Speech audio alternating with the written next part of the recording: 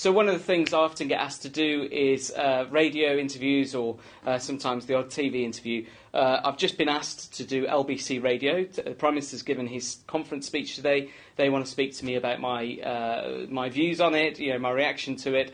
So I look forward to that. It's always a bit of a daunting task because you never know what you're going to get asked. You don't get a list of questions beforehand. LBC News. If you could take away one bit from what you heard from Boris Johnson, what stood out?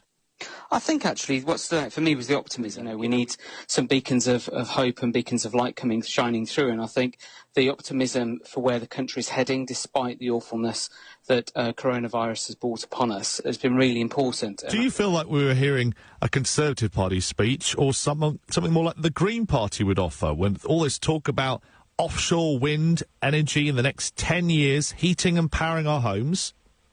Well, I'd say, actually, the Conservatives have always been Conservatives. We've been talking about conserving the Greenbelt for as long as time can remember. I think when you look at our approach to the economy, it's about innovation, it's about agility, it's about looking to the future. The Chancellor has spoken about how they want to protect as many jobs as possible, viable jobs. The Prime Minister talking about, retraining people into new sectors. I think it's more about looking at how COVID and coronavirus has hit us, and I think there's no doubt that it's had an incredibly terrible toll on a whole load of industries and a whole load of the economy. And so what we now need to do is look at what does that mean moving forward.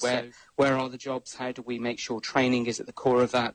But also being realistic about what does the future look like. Let's look at making sure that the workforce and everybody of all ages can be reskilled, to do what they love doing and be the best version of themselves. Very much appreciate your time on the programme. So I've just finished the interview with LBC, with Jim Diamond. He asked me a few off the wall questions, so I was trying to give my best answer to him.